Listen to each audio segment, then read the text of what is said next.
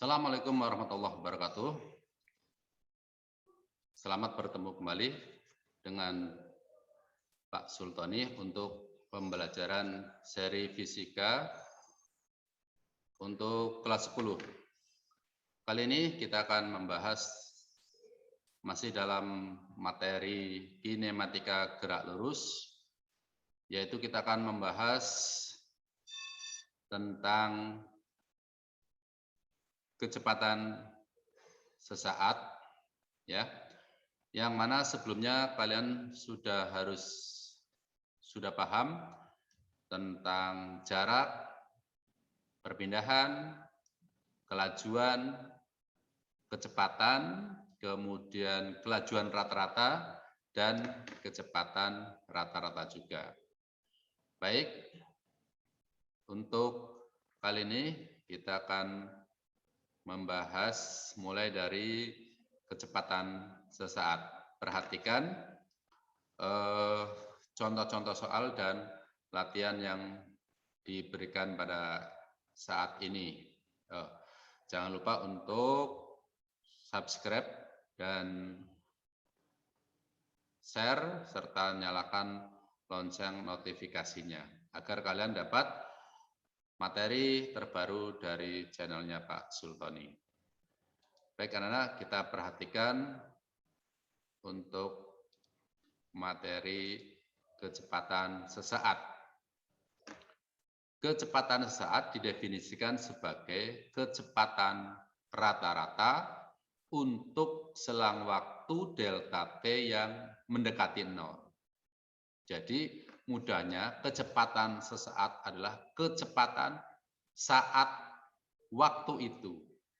Nah, definisi secara matematis ya dinyatakan dalam V sama dengan limit ya, limit delta T menuju atau mendekati 0. Atau saya singkat saja ke dalam fungsi persamaan V sama dengan dy per dt. Atau dalam fungsi X seperti V sama dengan dx per dt. Nah, yang perlu kalian ketahui di sini bagi anak-anak kelas 10, D di sini singkatan dari diferensial atau bahasa kita adalah turunan fungsi. Padahal kalian di matematika belum kenal ya, itu apa itu turunan. Nah, untuk penjelasannya coba perhatikan turunan fungsi ya. Nah, misalkan saya punya fungsi Y dalam fungsi T ya, 5T kuadrat min 10T plus 16. Maka ini kalau diturunkan dy per dt-nya, ya maksudnya adalah turunan fungsi y terhadap fungsi waktu. Karena di sini variabelnya adalah variabel t, maka cara menurunkannya anak-anak adalah pangkat 2 itu nanti turun ke depan, dikalikan dengan koefisien 5 itu.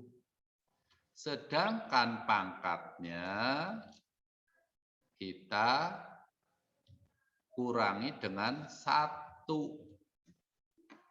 Gitu ya.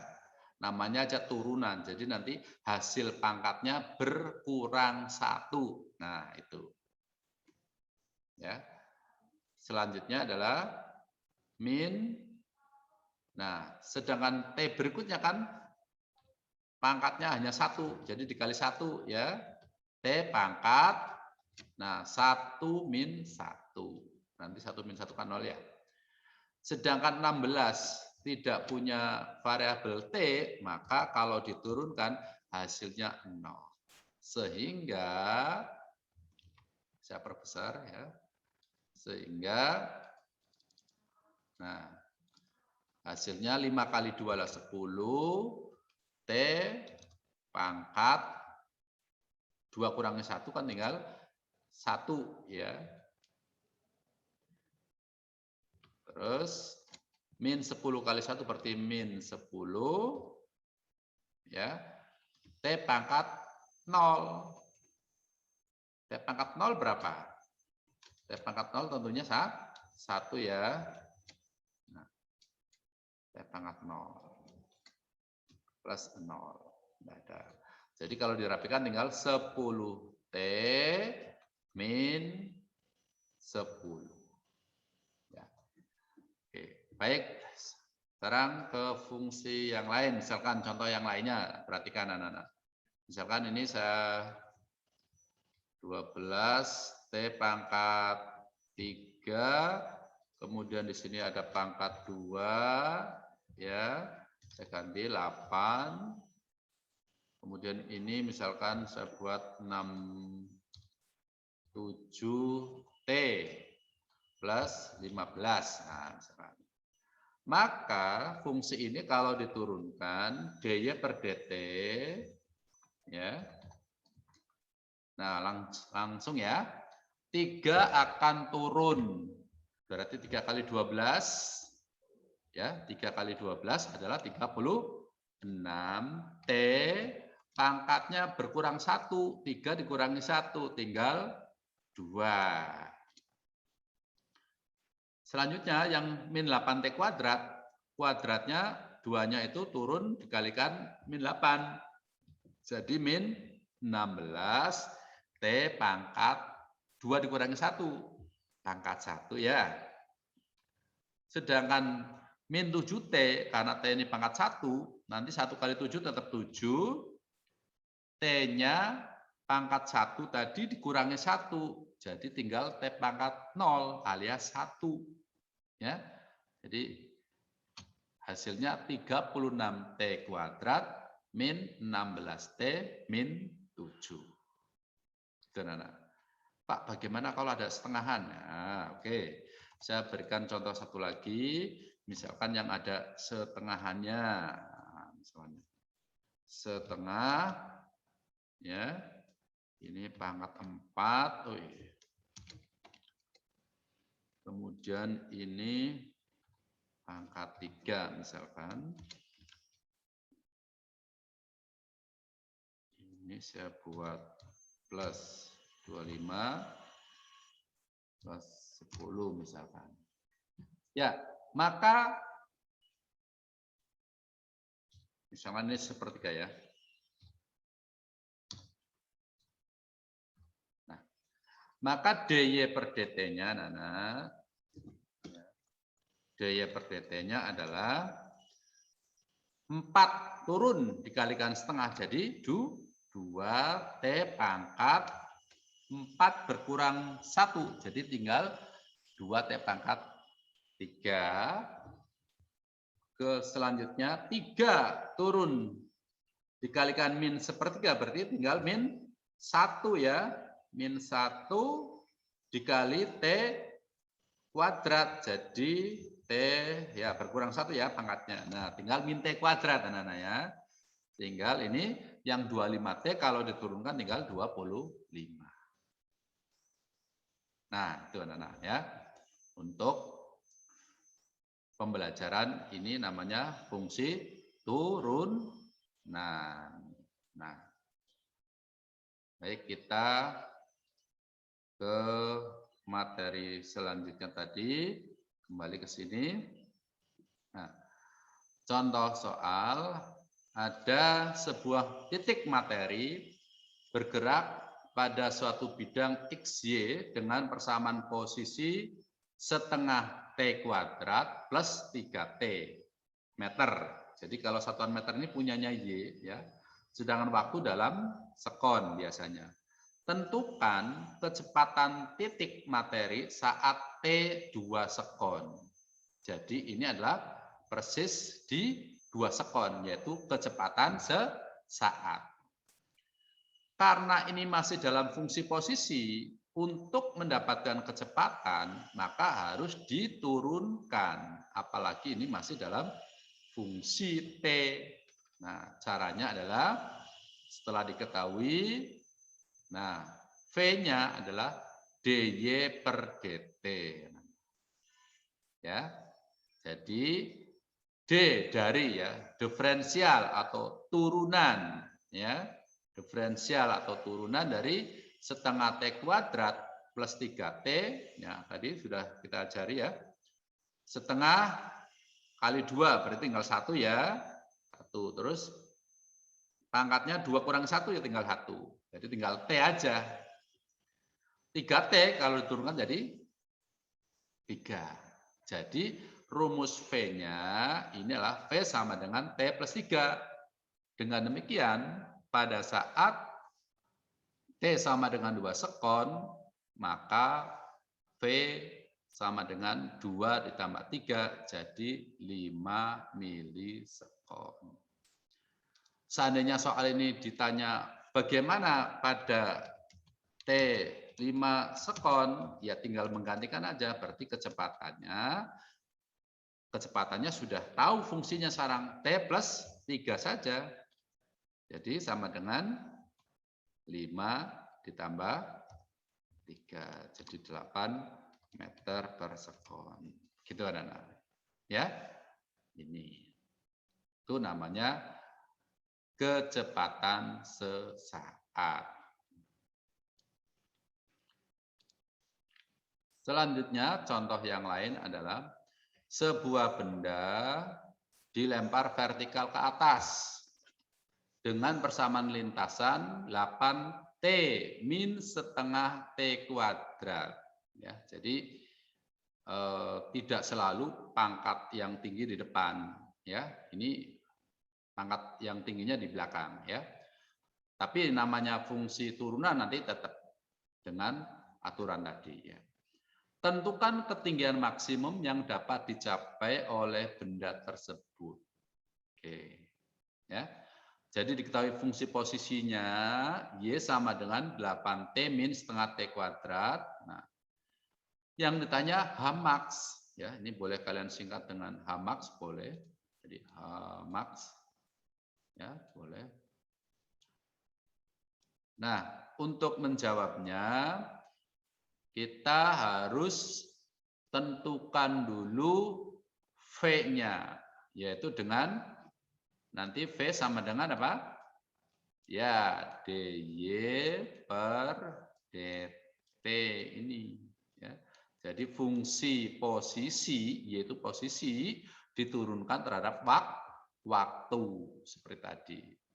Oke. Jadi D dari 8T,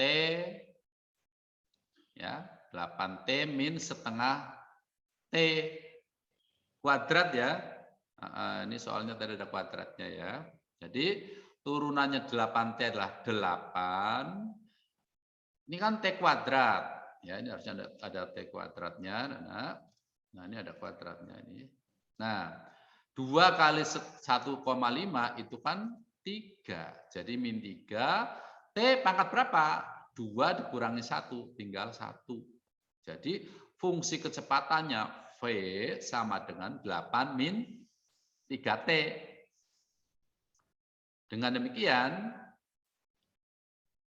syarat untuk mencapai titik tertinggi, kita harus paham ya, ketika benda bergerak, nah, misalkan benda dilempar ke atas, ya, nah, maka pada saat di titik tertinggi ini adalah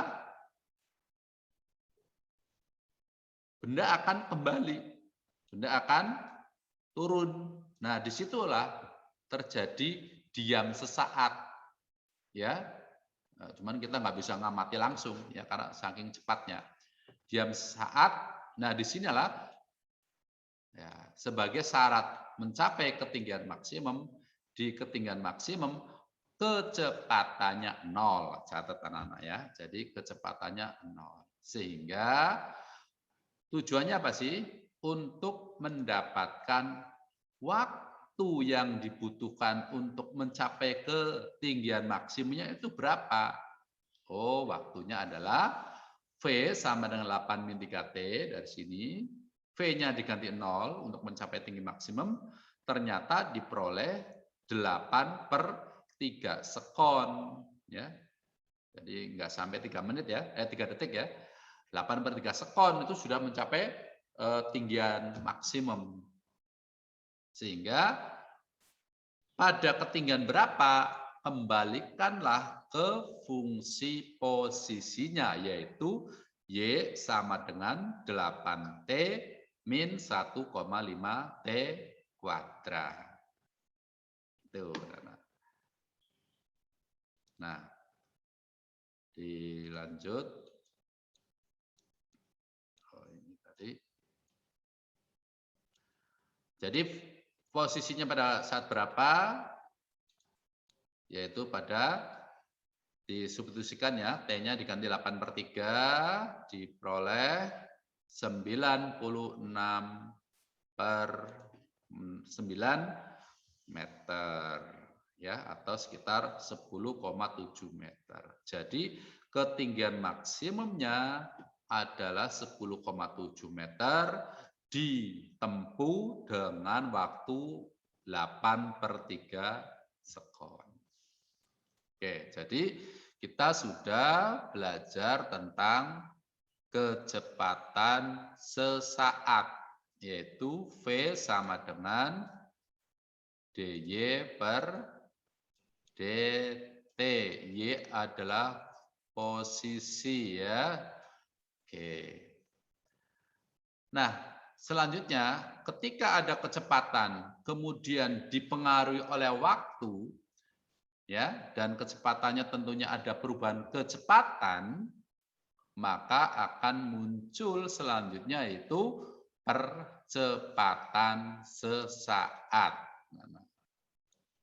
Ya, percepatan sesaat didefinisikan sebagai perubahan kecepatan tiap satuan waktu atau dikenal dengan percepatan rata-rata. Ya. A itu dari kata akselerasi atau bahasa Inggrisnya acceleration ya, atau akselerasi gitu. Akselerasi. Nah, itu adalah perubahan kecepatan terhadap waktu. Dengan demikian, yang harus kamu pahami adalah di sini satuan percepatan adalah meter per sekon kuadrat. Masih ingat bagaimana dengan dimensinya? Nah, dimensinya waktu bab 1 ya. Dimensinya percepatan berarti apa? L T pangkat min 2 ya, pangkatnya pakai ini min 2 ya. LT pangkat min 2 itu kalau kita kaitkan dengan dimensi. Nah, selanjutnya bagaimana rumus percepatan sesaat? Ya, mirip lagi dengan kecepatan sesaat. Kalau kecepatan sesaat tadi V sama dengan dy/dt. Nah, kalau percepatan sesaat berarti dv/dt. dv/dt. Atau boleh dijabarkan menjadi d kuadrat y/dt kuadrat. Nah, apa itu d kuadrat y atau d kuadrat x? Ya, ini boleh x, boleh y, itu sama sebagai fungsi posisi. D kuadrat y ini anak-anak, ya, ini adalah turunan 2 kali ya. Jadi turunan kedua atau menurunkannya 2 kali gitu. Nah, seperti apa sih turunan kedua kali ya? Kita kembali ke turunan lagi, belajar turunan. Ya. Yang ini tadi. Nah, misalkan fungsi ini ya, yang saya blok. Nah, ini Y setengah T pangkat 4 min sepertiga T pangkat 3 plus 25T plus 10. Setelah diturunkan DY per DT, ini berarti kalian namanya menurunkan pertama kali atau turunan pertama. Nah, kalau diturunkan lagi hasil dari 2T pangkat 3-nya min 2, 5, min T kuadrat plus 25 itu kita turunkan lagi, ya. Jadi ini jadi seperti tadi, D kuadrat Y per DT kuadrat, ya. Maka hasilnya adalah ya kita turunkan lagi dari 2T pangkat 3 itu. Jadi 3 turun kalikan 2 berarti 6. T pangkatnya berkurang 1, tinggal kuadrat ya kan? Tinggal 2 ya. Min, nah 2-nya turun berarti 2T pangkat 1. Nah 25-nya karena tidak ada variabelnya, diturunkannya hasilnya 0. Jadi hasilnya cukup 6T kuadrat min 2T. Itu anak-anak ya. Itu kalau turunan kedua. Jadi ini sudah kalian turunkan kedua. Misalkan ini. Nah, ini kan masih turunan pertama. Ini turunan pertama. Nah, 36T kuadrat min 16T min 7. Nah, ini kalau diturunkan lagi, ya, diturunkan lagi, hasilnya 36 kali 2, 72. T pangkat 1 min 16. Ya, ini sudah turunan kedua. Nah, gitu ya, anak-anak ya. Oke, dipahami betul ya turunan ini karena akan digunakan pada saat menentukan soal kecepatan sesaat, percepatan sesaat. Tuh. Nah, contoh soal yang lain, sebuah mobil mula-mula bergerak dengan kecepatan 6 meter per sekon. Jika dalam selang waktu 5 sekon, kecepatannya berubah. Nah, jadi ini sebagai V0, V mula-mula ya. Kemudian ini pada saat waktu tertentu VT. Nah, berapakah percepatan mobil? Nah, jadi V0-nya 6, VT-nya 20, selang waktunya 5 sekon, maka percepatan adalah VT min V0 per delta T. Tinggal masukkan 20 min 6, 14 dibagi 5, 2,8 meter per sekon kuadrat. Nah, kalau yang soal ini, ya, ini tidak memerlukan turunan. Kenapa? Kecepatannya sudah ada, ya, perubahan kecepatannya sudah ada, waktunya sudah ada. Tinggal menggunakan rumus A sama dengan VT min V0 per T atau per delta T. Nah, selanjutnya bagaimana kalau yang nanti menggunakan turunan? Nah, perhatikan ciri soalnya. Sebuah titik materi bergerak pada suatu bidang XY dengan persamaan kecepatan V sama dengan T kuadrat plus 3T plus 1 meter per sekon. Jadi ini fungsi V. Masih dalam fungsi V dalam fungsi waktu ya. Ditanyakan, tentukan percepatan titik materi itu pada saat 1 sekon. Nah, kita nggak bisa langsung menggunakan rumus yang A sama dengan VT min V0 per delta T.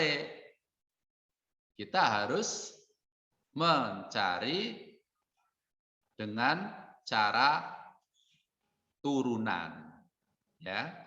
Jadi kita gunakan rumus turunan A sama dengan dV per dt. Jadi kalau diketahuinya sudah fungsi V,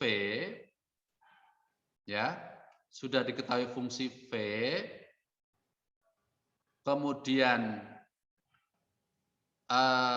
mencari A-nya berarti tinggal A adalah dV per dt. Ya, tidak perlu turunan kedua. Kapan kita gunakan turunan kedua? Kalau soalnya ini fungsi posisi, tapi ditanya A, itu berarti nanti harus menggunakan turunan kedua. Nah, ya. Tapi kalau sudah V, ditanya A, kalian cukup menurunkan satu kali. Jadi prinsipnya ini. Nah, ini kalau ada Y, ada V, ada A, begini. Ini kan ke bawah. Diturunkan, ya.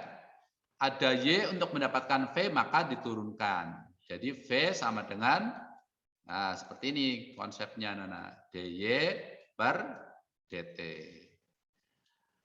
Ada V mau nyari A, berarti A-nya diturunkan dari dV per dt. Nah, tapi kalau langsung dari Y langsung ke A, maka A-nya nyarinya adalah turunan 2 kali tadi D kuadrat ya per dt kuadrat. Nah, itu turunan 2 kali kalau dari fungsi posisi langsung ditanya percepatannya. Jadi kembali ke sini. Ini turunkan 1 kali aja. Turunan dari T kuadrat plus 3T plus 1 diturunkan 2T plus 3. Ya. Jadi waktunya 1 sekon, kita tinggal menggantikan 2 kali 1, 2 ditambah 3. Jadi percepatannya 5 meter per sekon kuadrat. Oke, mana? Ya, kalau belum jelas ada pertanyaan silakan komentar di bawah ya. Contoh soal selanjutnya. Jika perpindahan sebuah benda sebagai fungsi waktu dinyatakan dalam Y, ya, jadi dalam posisi ya, T kuadrat, buka kurung, T min setengah meter, tentukan percepatan benda selama setengah detik. Nah, ini yang tadi saya bilang, anak-anak. Jika soalnya diketahui fungsi posisi, terus ditanyakan percepatan, maka kalian harus menurunkannya 2 langkah ya, atau hitung turunan keduanya dari fungsi posisi. Oke ya. Nah, bagaimana Pak turunannya ini? T kuadrat ya. Nah, T kuadrat buka kurung T min setengah. Kalau kalian kesulitan, lebih baik gini. Jadi kalian ngedalam dulu. Jadi Y sama dengan di sini ya. Y ini kalian ngedalam.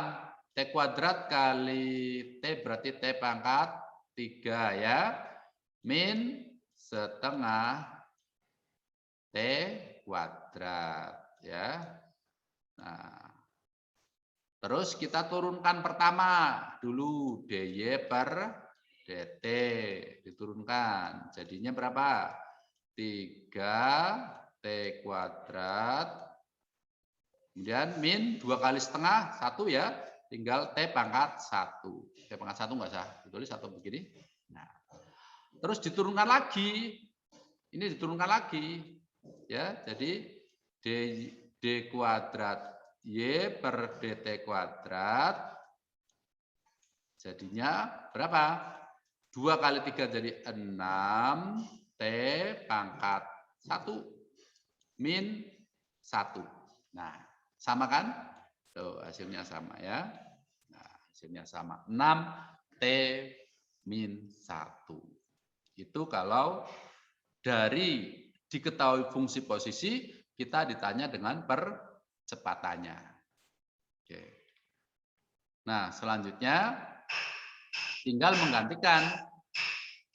Karena waktunya yang diminta adalah setengah sekon, maka 6 kali setengah 3 dikurangi 1, 2 meter per sekon kuadrat. Selanjutnya adalah kecepatan relatif. Nah, di awal pembicaraan kita tentang kinematika gerak, bahwa kecepatan itu bergantung pada acuannya. Siapa yang melihatnya, siapa yang dilihatnya. Oke. Definisinya, kecepatan relatif adalah kecepatan benda bila ditinjau dari sudut pandang yang berbeda.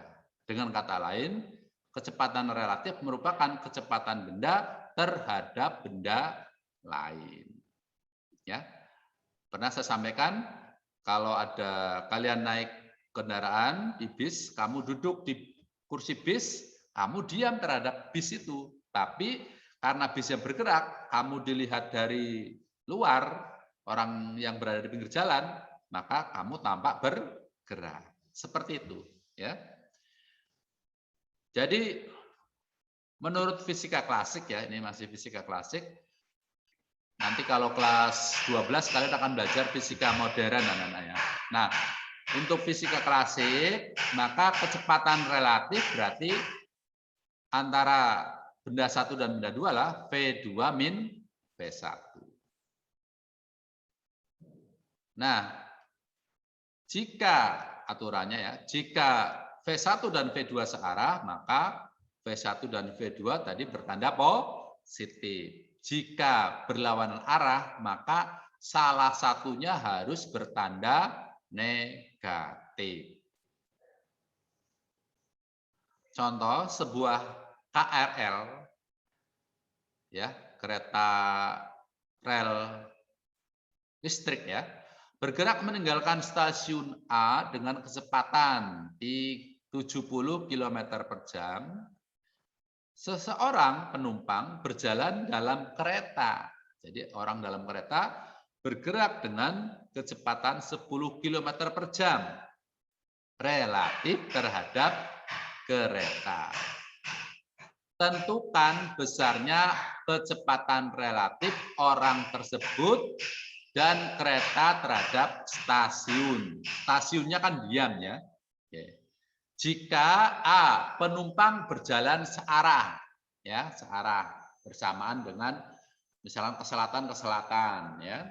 Yang B, kalau penumpangnya berjalan berlawan arah kereta. Nah, dalam kasus ini, ya, ini memang kasus gerak relatif hanya untuk kecepatan-kecepatan yang di bawah kecepatan cahaya, ya. Nanti kalau kalian kelas 12 akan belajar tentang gerak relatif Einstein yang berbeda, ya. Oke, kita tunggu aja nanti di kelas 12, ya. Baik, kecepatan orang 1 10 km per jam, V2 70 km per jam. Kalau searah, maka tinggal dijumlahkan saja kecepatan relatifnya. Tapi kalau berlawanan berarti tinggal dikurangkan saja. Mudah kan, anak-anak, ya? Nah, contoh terakhir, 2 buah mobil bergerak dengan kecepatan tetap di sepanjang jalan lurus dengan arah yang berlawanan. Mobil A bergerak dengan kecepatan 80 km per jam, sedangkan mobil B 50 km per jam. Masing-masing kecepatan diukur relatif terhadap seorang pengamat yang diam di tanah, artinya diam di pinggir, ya. Berapakah kecepatan relatif mobil A terhadap mobil B yang sama-sama bergerak? Ya.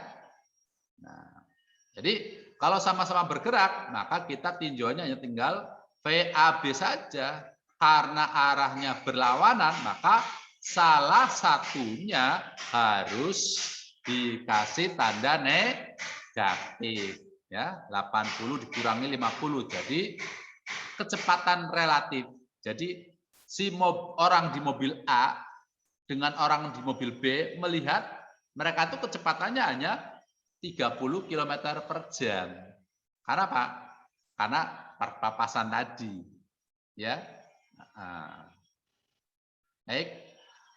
Anak-anak, demikian untuk pembelajaran seri belajar fisika tentang kinematika gerak lurus. Tadi kalian sudah belajar tentang kecepatan sesaat, ya, percepatan sesaat, kemudian ada kecepatan relatif, ya. Silakan di-subscribe bagi yang belum dan di-share serta dikomentari. Silakan mau bertanya silakan dan jangan lupa dinyalakan lonceng notifikasinya. Baik, kita akan berjumpa lagi di materi selanjutnya. Ditunggu ya soal-soal latihan dan soal-soal pembahasan materi ini sehingga nanti kalian lebih paham, lebih mengerti tentang fisika. Dan semoga nanti kalian dapat memperoleh atau mencapai cita-cita yang diinginkan.